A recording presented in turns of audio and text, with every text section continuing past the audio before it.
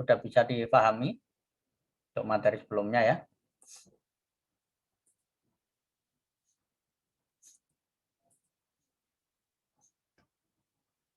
Oke, pada pertemuan kali ini kita akan membahas tentang penelitian eksperimen ya. Penelitian eksperimen. Nah, Mbak Devi Indah, bisa dibantu Mbak, jenis-jenis penelitian kuantitatif ada apa saja Mbak? Masih ingat Mbak penelitian apa saja?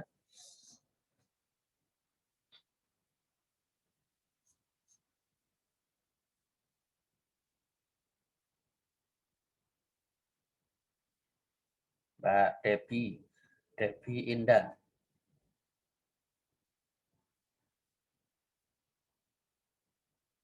Ada 3 penelitian ya Pak. Eksperimen terus yang 2 lupa Pak. Oh, lupa, gak lulus nanti kalau lupa. Ada apa saja jenis penelitiannya? Jenis penelitian kuantitatif. Oh, gampang kok. Nek iso nyebutno gak lulus tak catet namamu.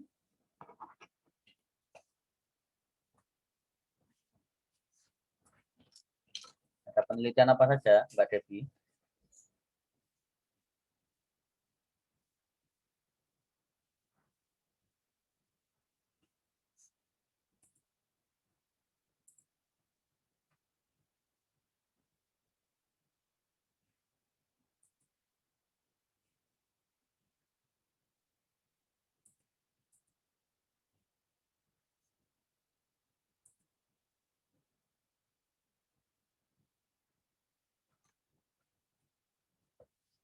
Pak Sukma.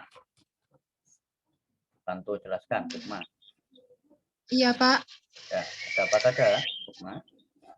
Penelitian deskriptif, komparatif, Ya. sama korelasi. Oke, ya, bagus sekali ya. Nah, jadi, ketika melakukan penelitian kuantitatif, ada beberapa pilihan-pilihan, ya kan? Harus ingat ya.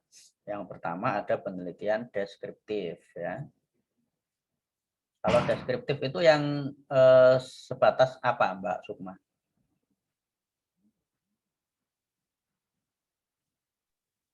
Hanya menguji itu saja, Pak. Apa namanya? Sekedar deskriptif, Pak. Cerita saja. Sekedar mendeskripsikan ya. Bedanya deskriptifnya kuantitatif sama kualitatif apa? Mas Dwi Iswanto. Ayo. Mas Dwi Iswanto.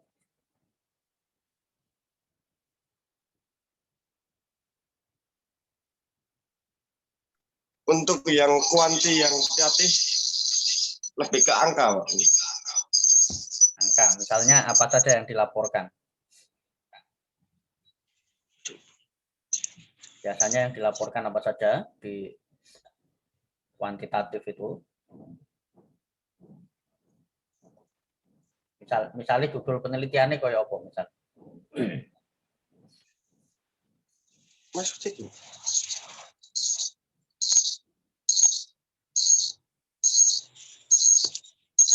Oh, ngik suaranya. Ya, oke. Coba Mbak Amalia, kayaknya ada masalah audio ya, Mas Iswanto. Mbak Amalia, contoh judulnya gimana Mbak? Misalnya Mbak, kalau deskriptif kuantitatif itu.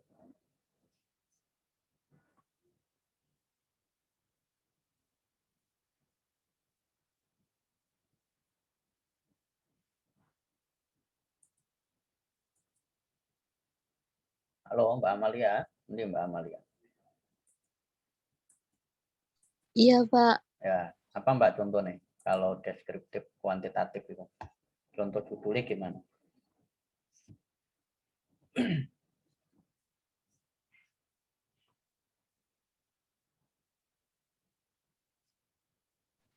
Adanya hubungan antara Judul, ikulah hipotesis ini judul. Contoh judul.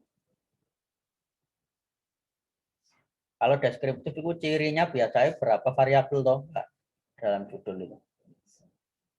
Berapa variabel biasanya dalam judulnya? 2, Pak. Pak Cornelia? Iya, Pak. Ya.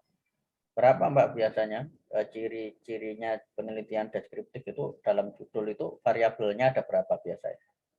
1 apa 2? 1, Pak. 1 ya. Contohnya gimana Mbak? Contoh judul. Misalnya efektivitas perilaku manusia yang suka menyontek.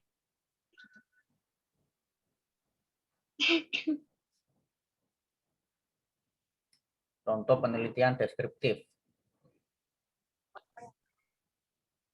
Judulnya gimana? Yang betul. Coba Mbak Clarista. Gimana Mbak? Itu Pak, pengaruh karakteristik perusahaan terhadap tingkat keberhasilan usaha.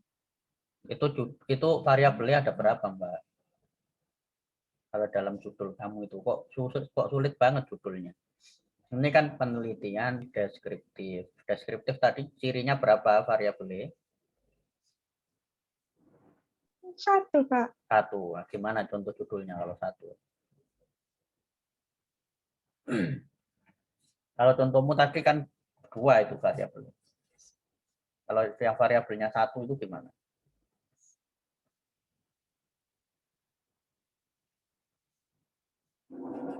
Ada yang bisa kasih contoh, bisa bantu? Ayo, tanpa dipanggil namanya. Boleh menjawab, Pak. Ya, silakan. Siapa namanya? Judul Nova. Mbak Nova ya. Oke, Mbak Nova. Judulnya itu bagaimana prokrastinasi akademik pada mahasiswa. Nah, oke, bagus ya. Jadi variabelnya cuma 1. Prokrastinasi akademik. Biasanya nanti hasil penelitiannya yang dilaporkan seperti apa, Mbak? Berupa narasi, deskripsi Deskriptif. narasi. Ya. Deskripsinya seperti apa contohnya, biar kelihatan bedanya dengan kualitatif. Hasil analisis dari data yang diperoleh, gitu, Pak. Ya, yang dilaporkan apa saja biasanya? Frekuensi, ya kan, jumlah, ya. Kemudian persentase.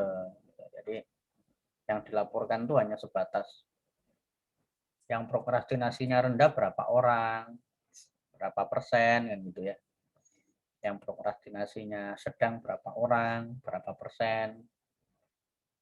Yang prokrastinasinya tinggi berapa orang, berapa persen. Nah, itu penelitian deskriptif ya. Jadi variabelnya biasanya hanya ada 1 ya, ada 1 saja variabelnya.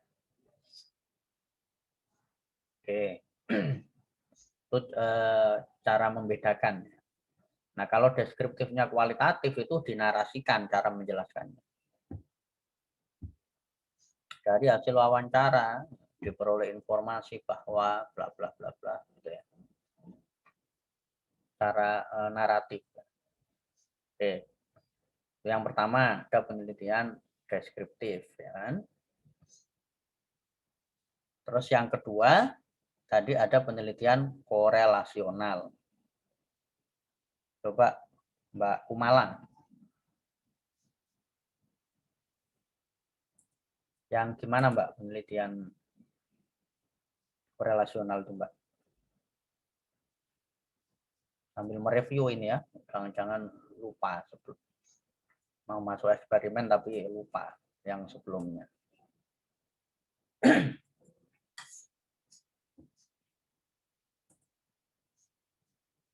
Ya.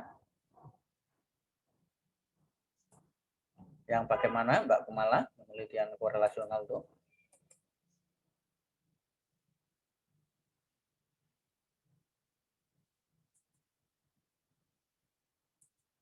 Mana Mbak Kumala ini?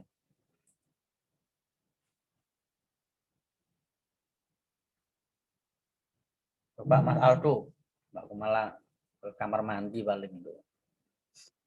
Mas Aldo,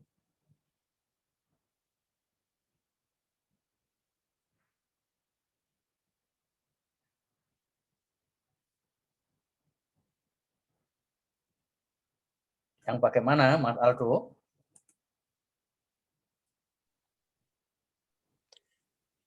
Penelitian korelasional, Pak, ya. Mm-mm. Penelitian korelasional itu penelitian yang mencari hubungan dari variabel Y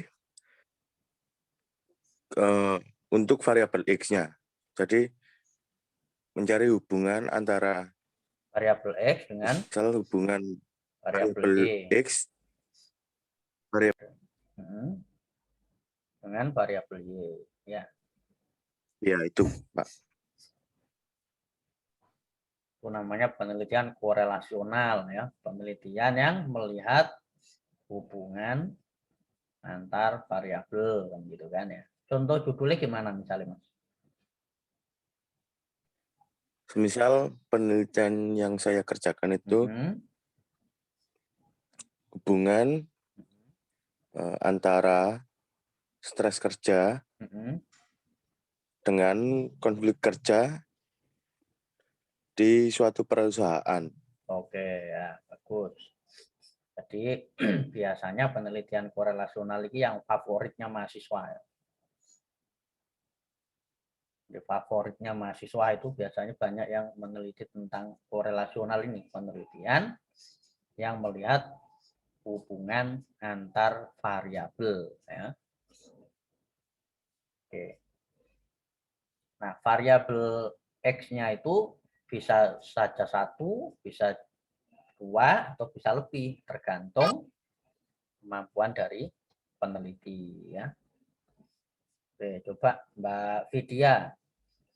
Mbak Vidya, kalau dalam penelitian korelasional tadi kan ada 2 variabel Mbak ya. Ada variabel X, ada variabel Y. Itu biasanya yang jadi fokus penelitian variabel yang mana Mbak? Yang X atau yang Y? Yang X, Pak. Yang X. Kalau variabel X itu disebut juga dengan variabel apa istilahnya?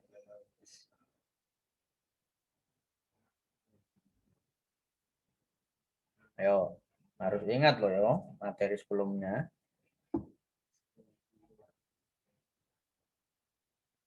Variabel X disebut juga dengan variabel apa? Bebas. Bebas, Pak. Ya, disebut variabel bebas. Oke. Kalau bahasa orang bulenya disebut apa?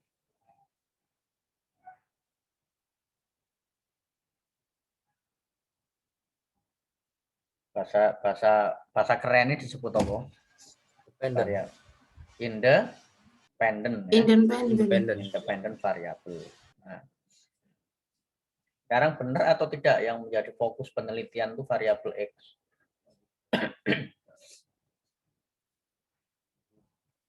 Ayo. Yang menjadi fokus penelitian variabel X atau variabel Y?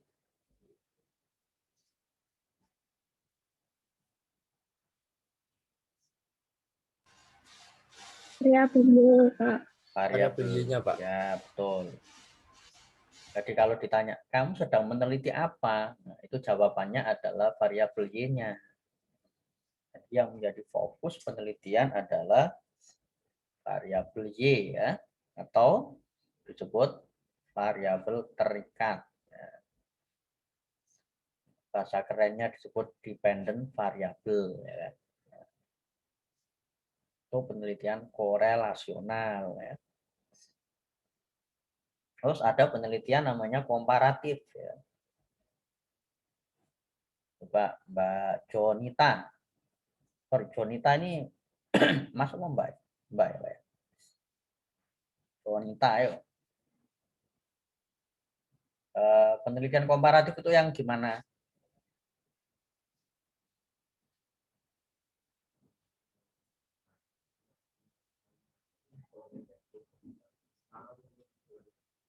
Ya.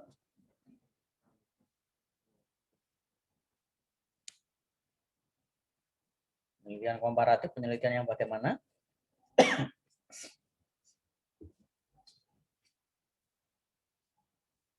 Ada nggak orangnya? Ada namanya, nggak ada orangnya. Mbak Syahrani. Syahrani. Enggak. Komparatif itu Hmm? yang itu Pak, apa kayak membandingkan apa ya? Membandingkan fenomena. Variabel ya. Ya, variabel. Membandingkan variabel atau melihat perbedaan Antara variabel. satu variabel dalam kelompok tertentu. Tentu. Contohnya apa? Contohnya Mbak, judulnya Mbak. Contoh judulnya lah Pak. Mhm. Eh, bagaimana bagaimana perbandingan Mhm. nilai dari kelas A dengan kelas B. Loh. Nilai itu nek dalam psikologi apa? Variabel. Nggak ada variabel nilai. Misalnya perbedaan prestasi akademik antara kelas A dengan kelas B, Kelas B. ya, misalnya, atau Oh, perbedaan ya. prestasi akademik antara mahasiswa dengan mahasiswi. Nah, itu komparatif ya. Nah, yang terakhir itu ada namanya penelitian eksperimen. Penelitian eksperimen ini disebut sebagai penelitian yang istilahnya grade-nya itu paling tinggi, ada yang menyebut gitu. Grade-nya itu adalah yang paling tinggi dalam pendekatan kuantitatif ya. Jadi yang dimaksud grade-nya sudah tinggi itu artinya penelitian eksperimen itu harus dilakukan setelah kita melakukan penelitian korelasional atau ya kan, secara korelasional itu sudah diteliti, kemudian kita ingin melanjutkan ke penelitian eksperimen. Nah, saya kasih contohnya ya, saya kasih gambarannya biar nggak mikir. Nah, saya kasih gambarannya. Oke.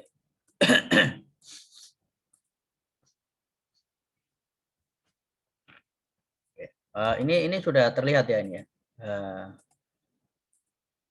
Di layar kalian sudah terlihat. Nah, ini saya akan buatkan semacam rangkuman ya. Rangkuman untuk mengetahui perbedaan antara penelitian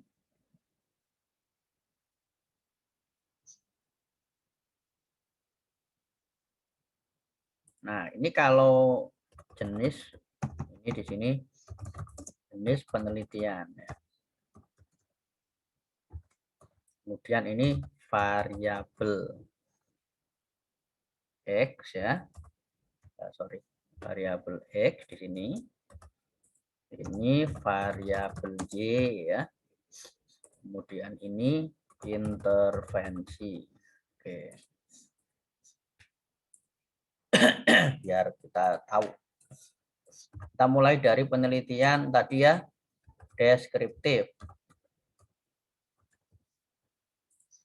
Penelitian deskriptif itu variabel X-nya ada atau tidak? Dalam penelitian tidak ada, betul. Tidak ada ya ini. Variabel Y-nya ada atau tidak? Ada. Ada ya. Nah, variabelnya ada. Ada variabelnya. Sifatnya apa sifatnya yang ada di sini? Variabel aktif ya. Atau psikologis. Masih ingat ya, waktu itu ada berapa jenis variabel ya? Nah, kalau ini tidak ada, variabelnya tidak ada. Intervensinya ada atau tidak? Peneliti memberikan intervensi atau tidak? Tidak, karena penelitiannya mengukur saja ya. Nah, kalau ini saya kasih gini aja biar gampang. Ini tidak ada ya. Nah, sekarang penelitian korelasional nih.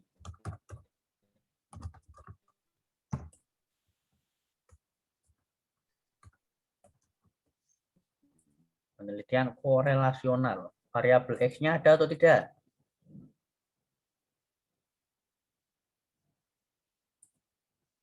Ada atau tidak? Variabel X-nya. Oke, sorry. Saya lanjutkan, tiba-tiba mati sendiri nih. Oke, penelitian korelasional. Variabel X-nya ada atau tidak? Ya. Ada, Pak. Ada. Oke. Sifatnya variabelnya apa? Variabel aktif atau variabel atributif? Atributif. Oh, atributif itu yang kayak apa? Atributif itu. Atributif itu ya kan kayak jenis kelamin, ya kan, laki-laki, tingkat pendidikan, sosial ekonomi, tempat tinggalnya di mana, itu atributif ya. Atau variabel yang tidak aktif ya. Nah, kalau ini variabel apa yang harus dikorelasionalkan? Misalnya tadi ya, hubungan antara harga diri dengan prokrastinasi akademiknya. Harga diri variabel apa? Aktif. Ya, ini variabel aktif ya, atau psikologis ya kan. Variabel Y-nya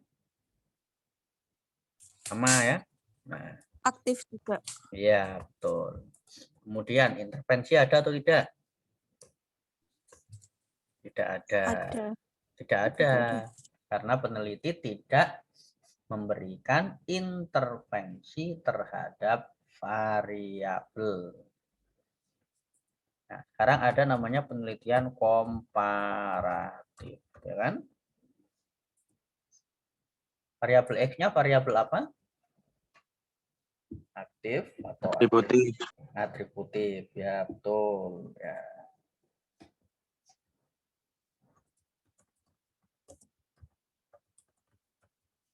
Betul, ya kan? Nah, jadi misalnya di situ jenis kelamin, gitu ya. Nah, ini variabel Y-nya variabel aktif. Aktif.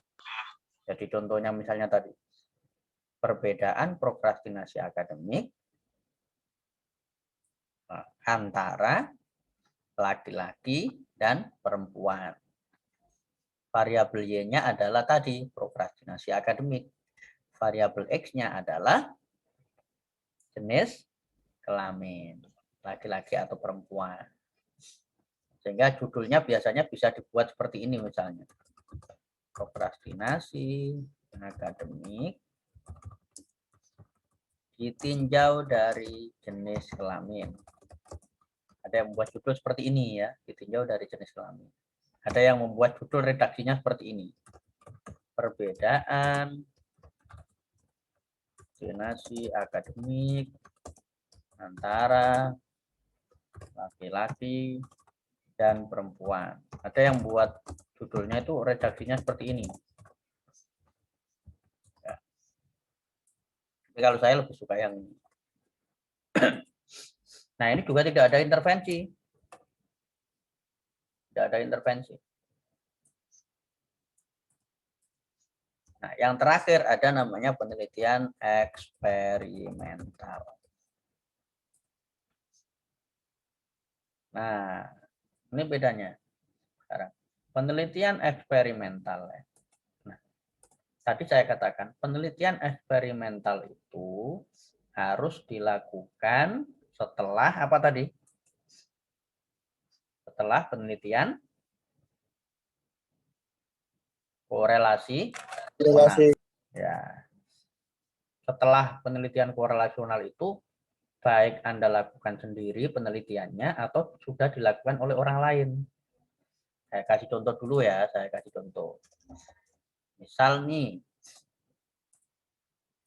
sebelumnya itu sudah banyak peneliti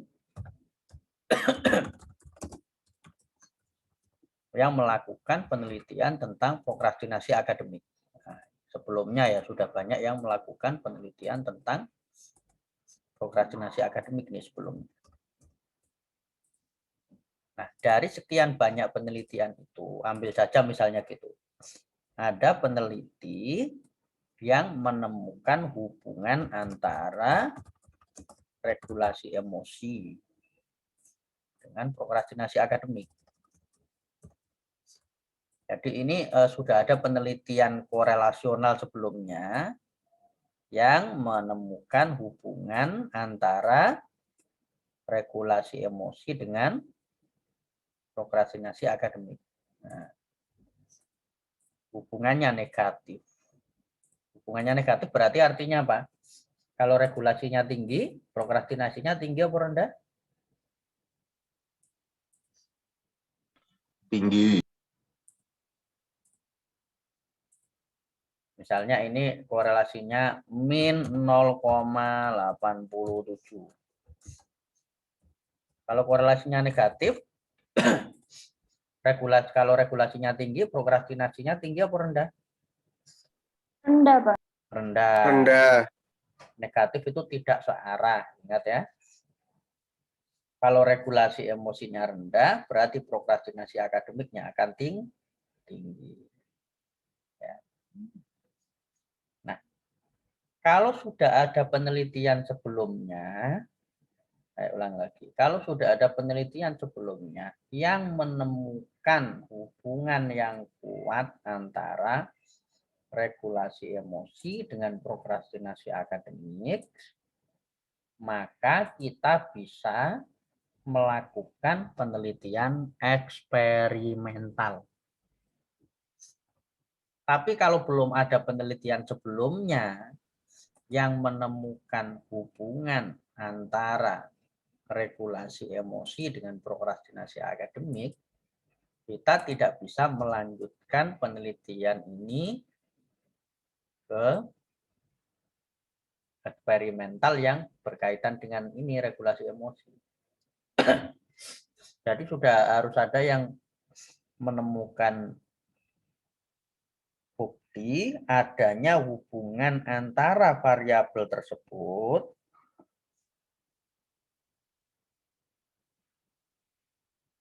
ya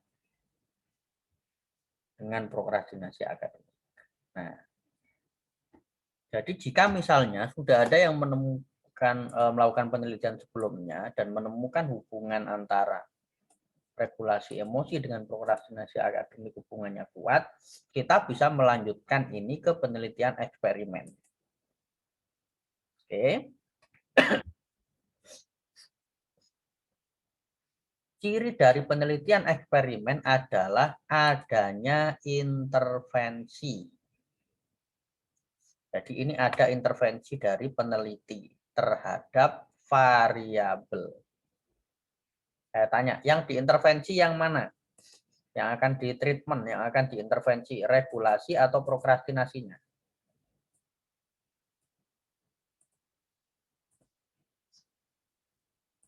Regulasi, Pak. Regulasinya. Ada yang berbeda pendapat? Kenapa regulasinya?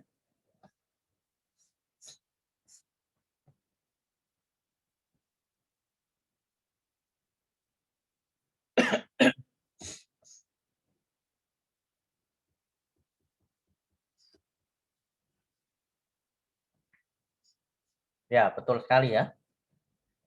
Jadi yang kita akan melakukan penelitian kita itu adalah penelitian eksperimen ya tadi yang tujuan eksperimennya adalah menurunkan prokrastinasi akademik ya. Itu tujuan eksperimennya ya. Ingat tujuan eksperimennya melihat untuk menurunkan prokrastinasi akademik. Nah, untuk menurunkan prokrastinasi akademik ini caranya bagaimana kan gitu pertanyaannya.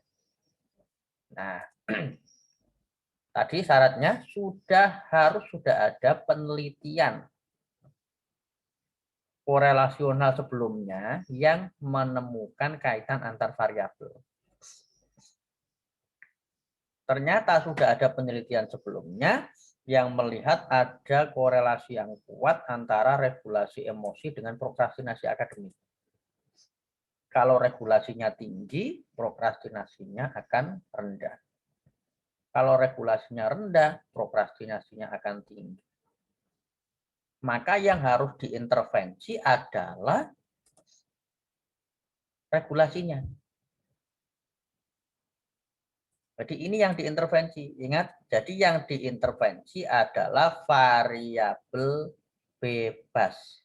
Oke ya. Regulasi emosi tadi kan variabel X ya, variabel bebas ya. Ini variabel Y. Jadi yang harus diintervensi adalah variabel bebasnya. Bagaimana caranya supaya regulasinya ini meningkat, sehingga prokrastinasi akademiknya nanti akan turun. Jadi ini yang diintervensi. Ya, bagaimana supaya regulasinya meningkat, kemudian prokrastinasi akademiknya akan turun. Oke. Bisa dipahami ya?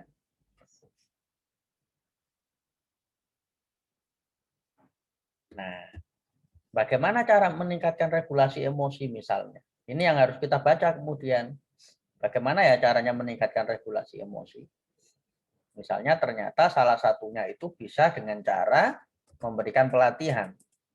Maka kita akan buat judul eksperimennya seperti ini. Pengaruh pelatihan regulasi emosi untuk terhadap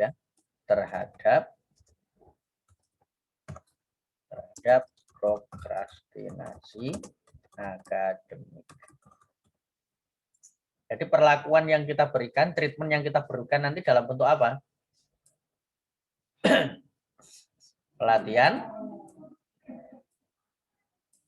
regulasi, emosi, ya. Jadi variabel X-nya di sini dalam bentuk apa? Di sini dalam bentuk. Jadi variabel yang menjadi variabel X di sini adalah apa? Treatment ya. Treatment yang diberikan, ya. Kemudian variabel ini sifatnya aktif, ya. Kemudian di sini ada intervensi, ya.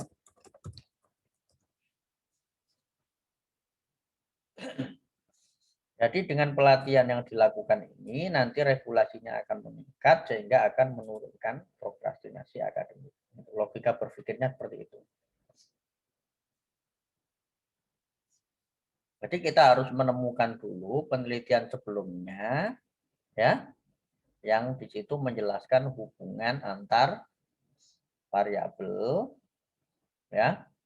Setelah kita temukan variabel X yang mana yang kira-kira memiliki korelasi yang kuat dengan variabel Y-nya, itu yang nantinya akan kita intervensi, ya. Variabel X-nya akan kita intervensi supaya meningkat sehingga bisa menurunkan dalam contoh ini prokrastinasi akademik. Nah, kadang ada juga yang buat judul seperti ini, efektivitas pelatihan. Ini redaksi judul ya.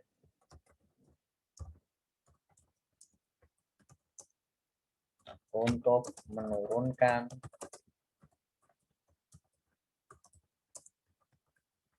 ada yang biasanya langsung membuat judul seperti ini. Ya. Jadi kalau pakai istilah efektivitas di sini biasanya langsung untuk apa? Meningkatkan atau menurunkan. Kalau pakai kata pengaruh biasanya gandengannya itu terhadap. Ya. Itu.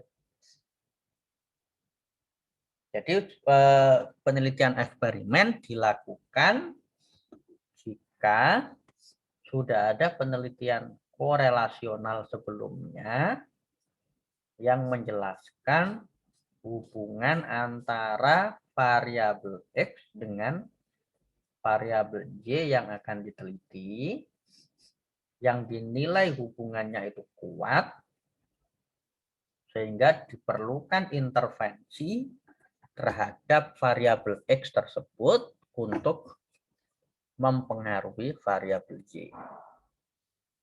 Saya kira begitu ya prinsip dasarnya. Sampai di sini ada pertanyaan?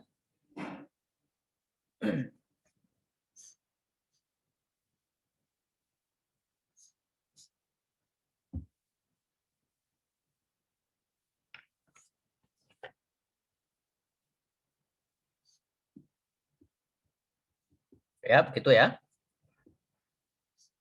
Nah, Ya, Pak.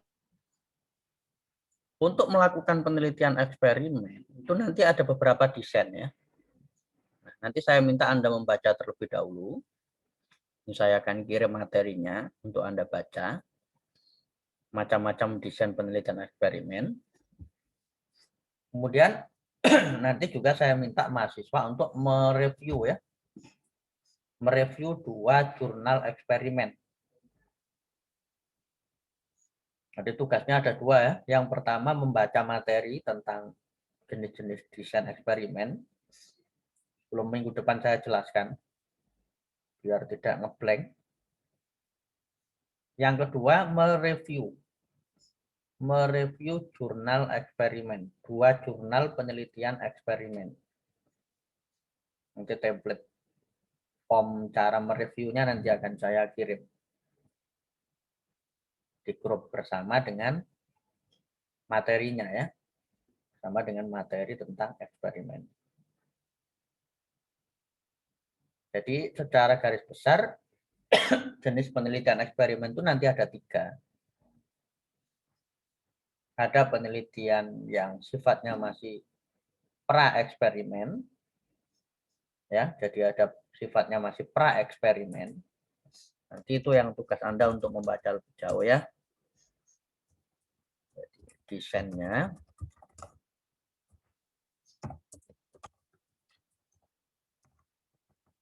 Desain eksperimen. Itu ada yang sifatnya masih pra eksperimen. Ada namanya kuasi eksperimental. Ada true eksperimental atau eksperimen murni. Nah, ini nanti silakan dibaca dari materi yang saya berikan. Jenis-jenis ini perbedaannya apa masing-masing jenis ini. Kemudian nanti saya minta tadi ya, masing-masing mahasiswa mereview jurnal penelitian eksperimen supaya nanti lebih memahami seperti apa sih jenis penelitian eksperimen itu. Sebelum minggu depan kita akan lebih jauh lagi membicarakan tentang jenis-jenis penelitian eksperimen. Oke, saya rasa seperti itu. Nah, jam 9:30 saya ada kegiatan di kampus. Nanti ditunggu ya untuk materi dan format